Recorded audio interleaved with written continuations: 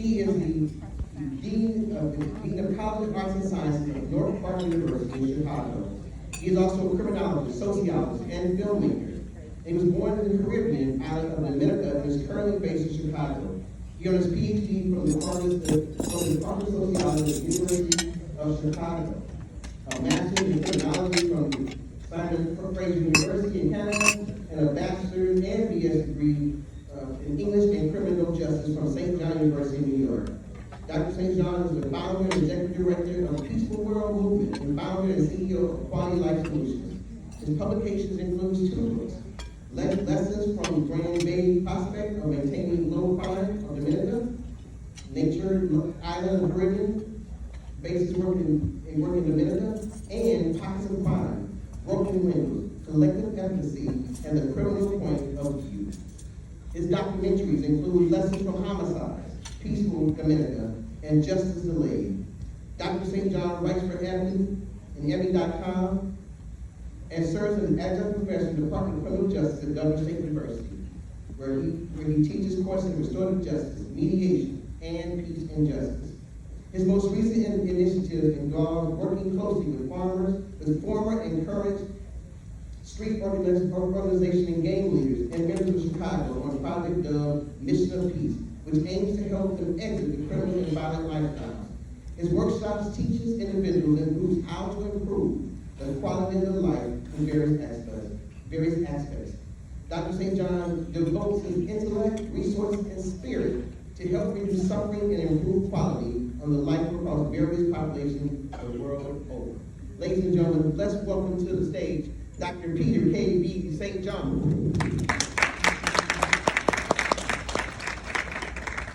Thank you. And because I do my own documenting in various ways, I want to thank my daughter Priya Michelle St. John. Give a round of applause for being here today and she can be at home. And I want to also thank my wonderful wife, Dr. Zareen St. John, which, by the way, if you want a good family physician on Halsted Street, close to the Home Depot, that is my wife, Dr. Zareen St. John. If she had the ethical ability to be my doctor, she would have been my doctor because I trust her with as many lives as I have. I trust her with this one life that I have. And on the side of, behind, around any man that is reasonable is a woman that is excellent. And I thank my wife for being here present, for her spirit, because if she's not here in present. Thank you for being here.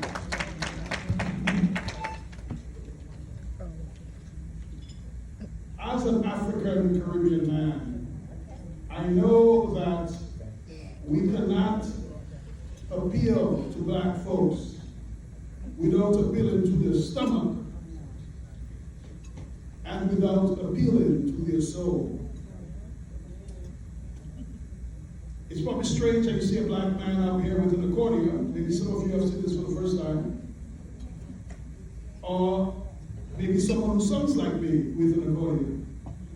But I'm also a musician. I lead a band, a genre of music called Jingping, and I create a genre of music called Jingping Bouillon, Jingping Jazz, and so on. And I want to play one of my original tunes to you to help set the tone. And that song, it'll be brief, is called Know the Story of Our Peace. We know a lot about how we fail, but we know very little about how we succeed. One of the great things about human beings is that we have memory. It allows us to go back to the past and remember the great days. Another thing is that we have imagination. It can allow us to think about the future. The bad thing about memory is that not all memories are present. And sometimes when we go back, it's hard for us to come forward. The bad thing about imagination, although it can be good for us to grow, sometimes it gives us anxiety because we get so nervous of the things that have not yet happened. The only moment we have is now. And I'm a therapist as well, and one of the things we do in therapy is to do mindfulness and existentialism, which is to bring us to the present. So I'm going to ask you, although we'll have our desserts and so on, to bring yourself in this present moment. because you are now part of history. You will know in a moment why you are part of history. And to help you give focus to what I will say and share, and I will really greatly appreciate if the only conversation that is happening is here, because what I am given is for you. And as an African person, I am because you are. So if you are absent from me, I am disconnected from you. So please give me your attention, and I will greatly appreciate it. This song, Know the Story of Our Peace. I want you, while you listen to the song, to be brief, to watch the accordion, to listen to the tones, the different ways that I go, and to feel, don't be afraid to feel what you feel. It's a simple lyric. Know the story of our peace. Know the story of our peace. And the same way, we know a lot about how black families fail. We talk about the fierce urgency of now, but we know very little about how black families succeed. Know the story of the success of black families.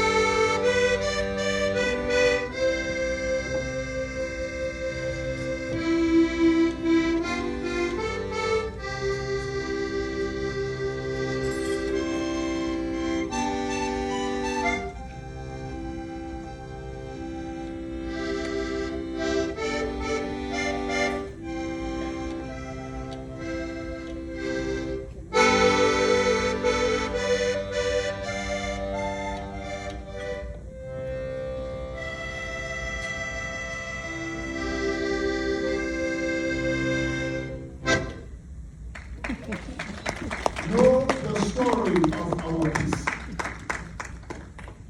So, thank you for the wonderful introduction.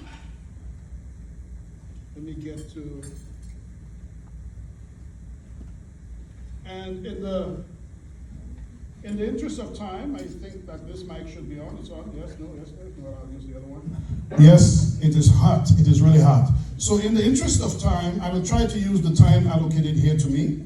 And I want to, again, introduce the idea of the first moment of now, or the first urgency of now as well. And the title of my keynote is, What Now? The Peaceology approach to family flourishing. You will see I'm wearing a t-shirt with the design Peaceology, of which one of my daughters drew the black rose, which sometimes get people confused. What do you mean by a black rose? Well, anything black is great, so it's okay. Thank you. And Peaceology is the science and practice of low stress and high joy. I'm the founder of Peaceology.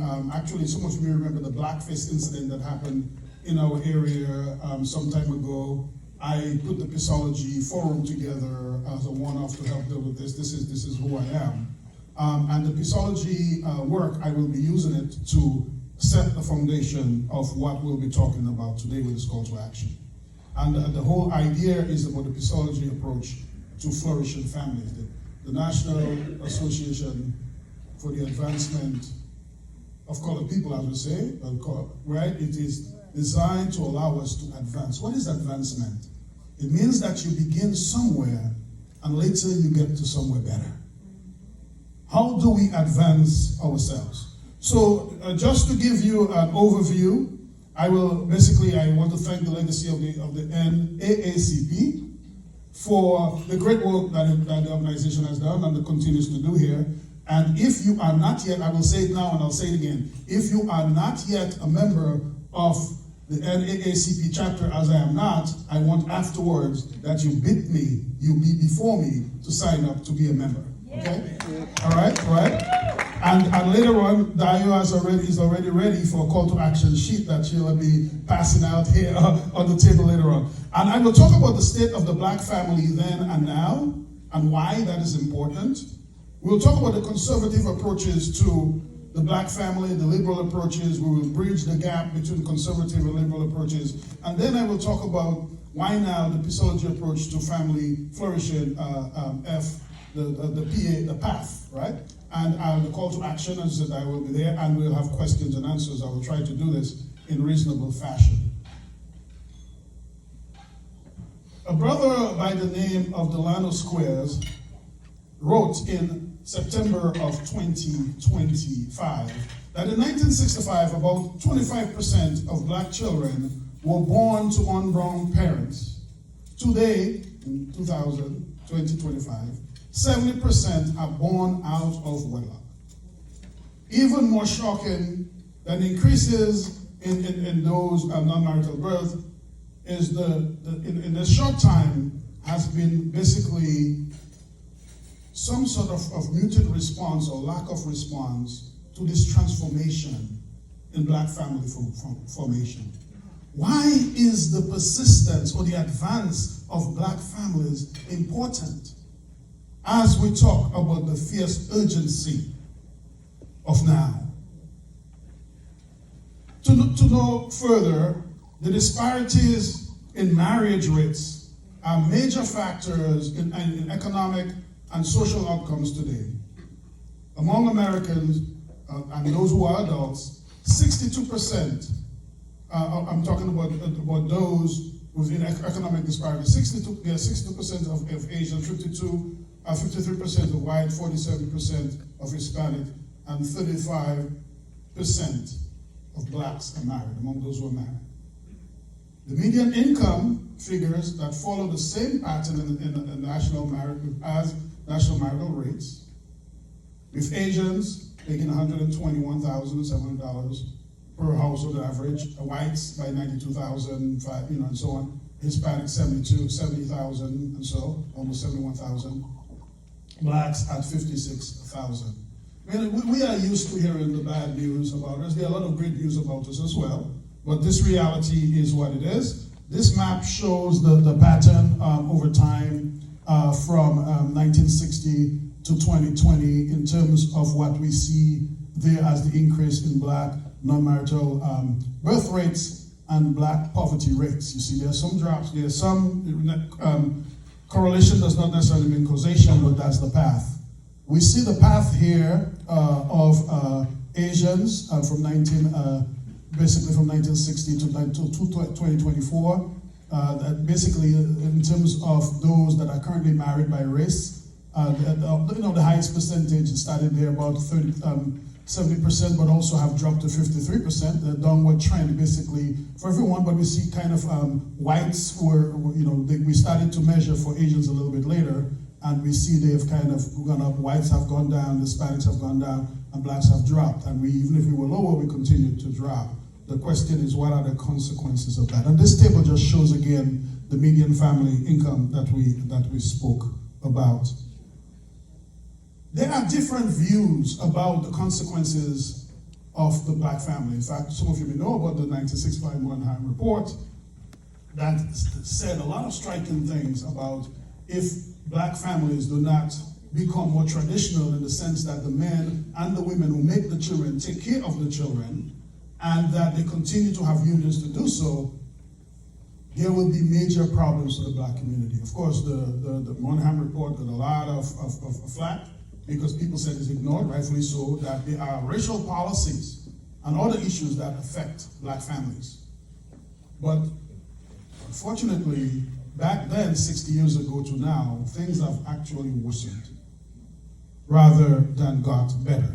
So the conservative view focuses on traditional family values, family composition, man and man, one woman, traditional ways, religiosity and the like, and the notion of individual responsibility. There are other things, but in general, in the interest of time, that's it. The liberal approach, or sometimes called the progressive approach, focuses on political programs that are intended to promote fairness, justice, equality, the great work of the NAACP, the civil rights movement, the people who have lost their lives and continue to struggle to ensure that justice is served, to ensure that the legacy of slavery, the wickedness of slavery that has continued to separate the man from the home, and maybe during even the welfare state formation, to basically reward the absence of the man in the home, to basically remove a man from the home and put the man in the home. But when the man is in the home, you can't kick him out, as you could kick out a man that misbehaves. The government comes in your home, you can kick them out for the most part. So now, the issue is that while the liberals and conservative ideas have been fighting against each other, people are falling through the cracks. Over 60 years, and those of you who are here, you live around here, I live in Flourishing. We have gone to school, we have gotten an education, we have gotten the jobs, but somehow we cannot keep enough of our spouses to raise our children. Is that correct? We see it in our very home, and we are puzzled. Why is it that I have the right job? I have the right education, I take care of myself, I have all of that. But my family has fallen, is fallen, or is threatened to fall apart. In a few minutes, I will ask you for a call to action, because I have a solution that I want this NAACP chapter to lead the world with your involvement to change the pattern. Because for the next 60 years, the responsibility is on us. We did not like the Monahan report 60 years ago, but I want us to respond to this report. So 60 years later, when people see your names on the sign-up sheet, they will know that you stood up and you saw the fierce urgency of now to help make a solution. So I'm proposing bridging the gap to basically to reconcile the concept of family. And basically, when conservatives talk about family and black family, they have typically ignored the ideas of the liberals. When liberals have explained the idea of the challenge of black family, they have typically ignored the conservative ideas. There have been no conspicuous efforts to link the best components of the liberal approach and the conservative approach. That is, until now. This is what I'm calling you to do. We have to outsmart this thing. We are black people. We are naturally intelligent. We are naturally skilled. But we have to approach this from the neck up with our heads. How do we outsmart this thing? That despite of the fact that we have gotten more liberty than we had 30 years ago, our children are suffering more. And our children now, Priya Michelle, who is now 16 years old, we have to get to another sweet 16 birthday party. It was a birthday just last week, but they have to get to sweet 16 soon. Another young black girl, they are at risk of having someone to be a good spouse. The young men that think that marijuana is the best thing for them, alcoholism, all kinds of problems. There's some good people too, but they are at risk. And we have to outsmart this by using the best of the conservative views about family values, responsibility, parental growth, and so on, and good stewardship of families, and the best of the liberal views that say we need to attack systemic racism. We need to work on oppression. We need to understand the legacies of slavery, but we need to go to conservative side and say, as Eddie Bauer wrote in a book, they stole it, but we must return it. If you expect your oppressor to somehow have the conscience to do good by you, keep on dreaming. Because what happened 60 years ago when we have dropped by 40%, we don't even have space for 40% drop in 60 more years because that's negative. We don't even have that. We are so close to rock bottom. So we are going to outsmart this by using the best. Do not get caught up in those political rivalries to get votes. We'll think about building our families. So I am asking for a recalibration of the concept of family that is not really based on the form of the family, such as the man, a man, a woman, and whoever, grandmother or not grandmother, but rather the content. We heard the old adage that we need to judge people by what? Not the color of their skin, but the content of their character.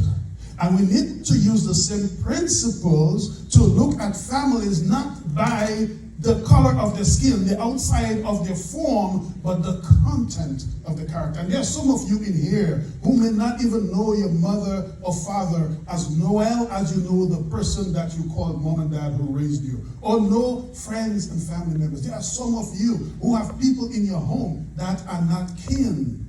There are probably some of you that are probably even raising children of your exes because you love the child, or you know people who do so. Why are you eliminated from the definition of what is family?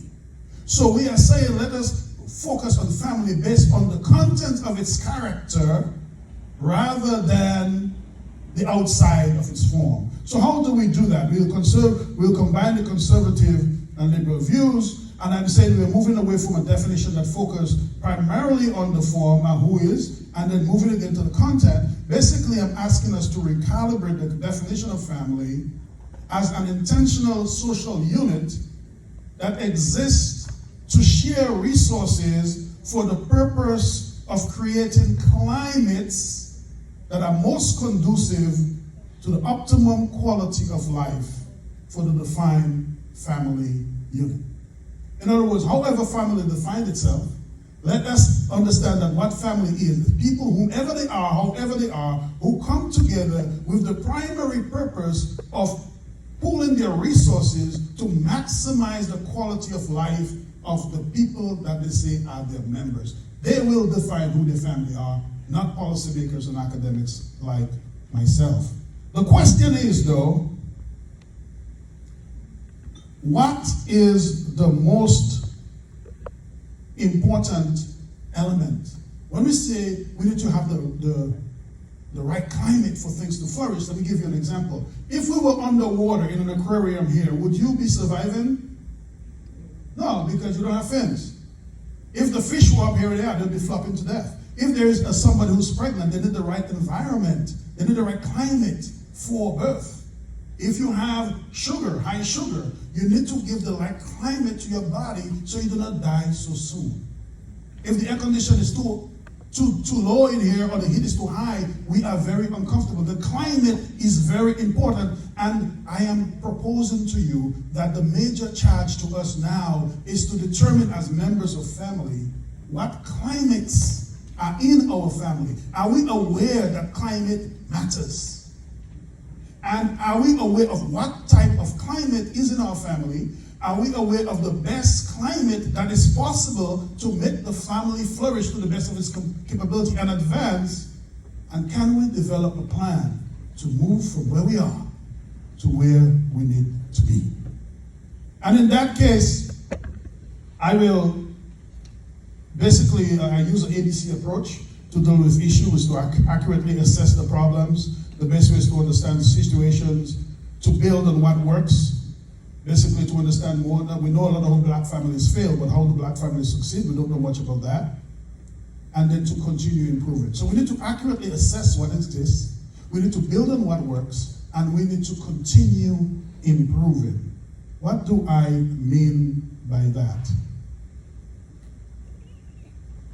There are climates that are most susceptible to things to fail or to succeed. In the last 3 decades, I have undertaken 3 major studies. One in the Grand Bay Area neighborhood study in the country of Dominica, land of my birth, from 1995, called GANS. The Chicago Area Neighborhood Study that I did from 1997 still continues when I was a PhD candidate at the University of Chicago. But now, as I'm a professor of sociology and dean of the College of Arts and Sciences, it still goes on. And the Buffalo Area Neighborhood Study, since in 2002 when I was a faculty member at the Research One University in Buffalo. The question is, here is the universal question. Under what conditions are we most likely to succeed? And under what conditions are we most likely to fail? The principles are across the board because you know, white folks, rich folks, poor folks, everybody can have a little bit of success or failure. But when we look at those who succeed, regardless of who they are and where they are, and we look at those who are failing, what are the common denominators? And what I have found in my research is something that I received, that I refer to in some of my paper publications I'm working on now, that I refer to as this climate, as this quadrant. There are two very important components to determine whether we win or lose or whether we survive or not. One of them is stress and the other one is joy. Stress is a disabling factor that it rips from you any kind of resources you may have. And joy is an enabling factor that regardless of how much stress you may have, the problems you may have.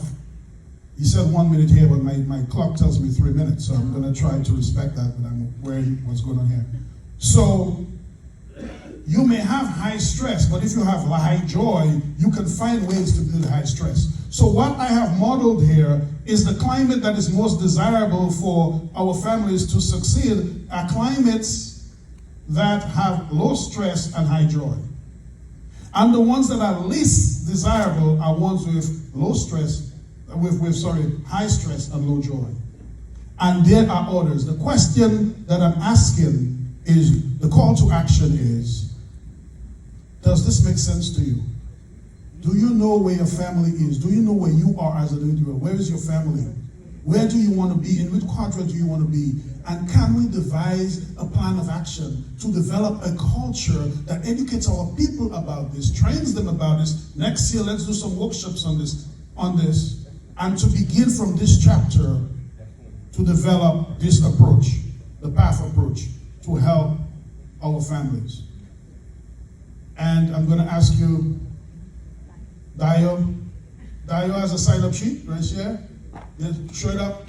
I think she already wrote her name on it. I'm asking for names, numbers, and email addresses for those of you who believe in this call to action, who feel the urgency of now to put your name on this paper so I can follow up with you to build a legacy so that in 5, 10, 15, 20, 30, 40 years from now, your grandchildren and great-grandchildren will identify you as someone who came to this event by the NAACP in this chapter and raised your hand and signed up.